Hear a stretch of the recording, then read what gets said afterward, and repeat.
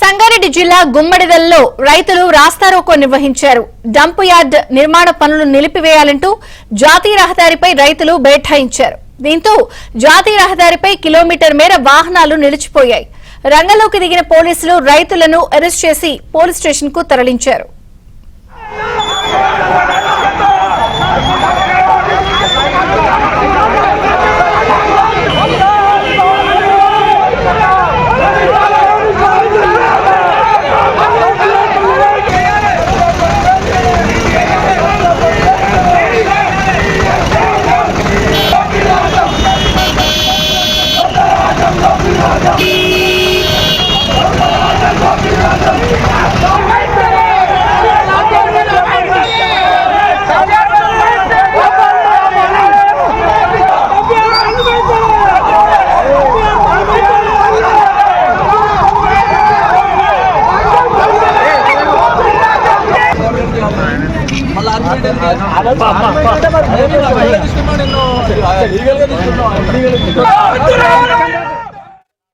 అరే చాలా మనకు మంచి మంత్రి దొరికిండు.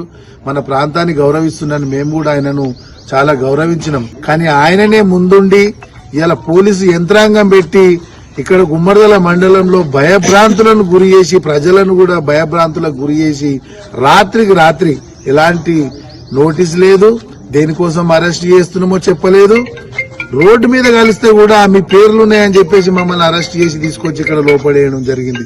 ఇది ఎంతవరకు సమంజసమని మేము అడుగుతున్నాం. ఇక్కడ మా ప్రజల మీద మీకు ఎందుకు అంత అక్కసు వెళ్ళగాకుతారో మాకు అర్థం కావడం లేదు. ఇవాళ ఆ ర్యాంకి పరిశ్రమతోని ఏ ఒప్పందం చేసుకొని ఎన్ని కోట్ల రూపాయలు తీసుకొని మా ప్రాంతాన్ని దొక్కేస్తున్నామని మంత్రి దామోదర్ రాజనరసింహ గారిని అడుగుతున్నాం.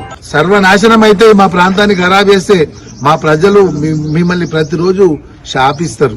నీ కుటుంబాన్ని నిన్ను ఎప్పుడు కూడా శాపిస్తారు. ప్రతిరోజు హైదరాబాద్ కి పాలు పంపిస్తాము, కూరగాయలు పంపిస్తాము, అన్ని రకాల పంటలు మా దగ్గర పండుతాయి. కానీ హైదరాబాద్ లో ఉన్నటువంటి చెత్తను తీసుకొచ్చి మా ప్రాంతాన్ని ఖరాబ్ చేయాలనుకుంటున్నావా? ఎన్ని కోట్లకు అమ్ముడు అయినవని అడుగుతున్నా రాజనరసింహ గారు మిమ్మల్ని. నువ్వు మమ్మల్ని పిలిపించి మాకు 100 పడకల హాస్పిటల్ ఆశ చూపించి ఇలా మమ్మల్ని మోసం చేస్తావా? అంటే డంప్ యార్డ్ వేస్తావా? 100 పడకల హాస్పిటల్ ఇస్తావు, లేకపోతే మాకు డంప్ యార్డ్ వేస్తావా? ఎందుకు ఇక్కడ ఉన్నటువంటి చెడ్డ ఆ వ్యర్థాల వాసన చూసుకొని మా ఆరోగ్యాలు ఖరాబ్ చేసి మమ్మల్ని హాస్పిటల్ వండబెడదామని చూసినావా? నువ్వు ఏ రకంగా ఆలోచించిన మా గుమ్మడిదల మండలం కోసం?